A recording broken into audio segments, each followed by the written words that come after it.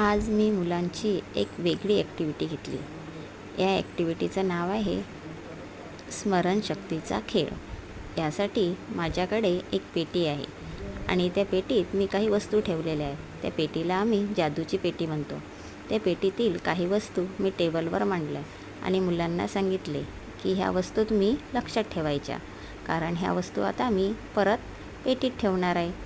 आणि मुलांनी त्या लक्षात ठेवल्या. आता मी त्या वस्तू परत पेटीत ठेवल्या. वस्तू काय झाल्या? गायब झाल्या. खाली खाली बस खाली. गायब झाल्या वस्तू. आता मला सांगायचं आता काय काय होतं याच्यात.